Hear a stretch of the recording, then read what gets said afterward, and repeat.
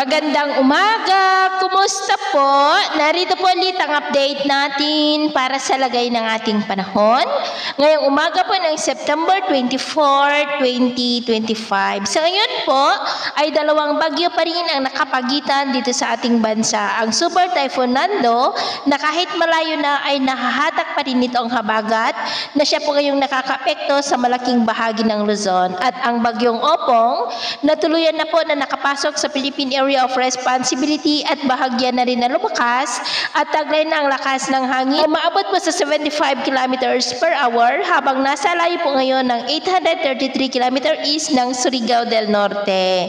Paghapon po ngayon na posibleng nandyan lang sa silangan ng Mindanao habang unti-unti na lumalakas at mamayang gabi kikilos na po yan pa west, northwestward at bukas posible na po na nasa silangan ng Visayas habang unti-unti po napapalapit sa kalupaan at sa Biyernes ng madaling araw, posible po natatama na yan sa may Northern Samar. Dadaan rin sa Bicol Region, Quezon at Mindoro provinces pero hindi pa rin inaalis ang posibilidad na kikilos yan pataas dyan sa may Central Luzon kaya atin lamang pong babantayan ang development niyan lalo na at nandyan pa rin sa karagatan. At sa lagay po ng ating panahon ngayong madaling araw dahil sa habagat ay may mga isolated rain sa may Ilocos Region, Cordillera, Cagayan Valley, Batanes, Babuyan Islands, Metro Manila, Calabarzon, Bicol Region, Mindoro Provinces, Northern Samar at ilang bahagi po ng Leyte.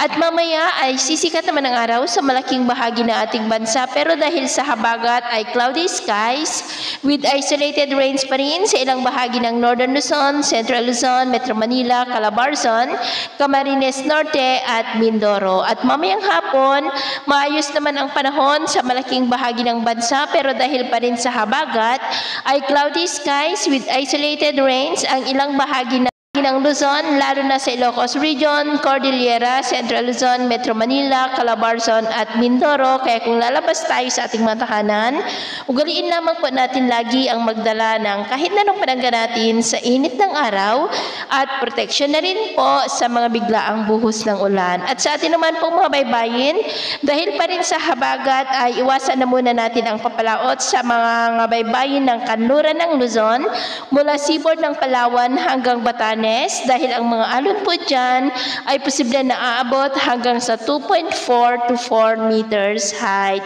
Kaya hanggat maaari po ay iwasan na muna natin ang papalaot dyan sa mga may kulay pula para mas makaiwas sa mga sakunang pangkaragatan.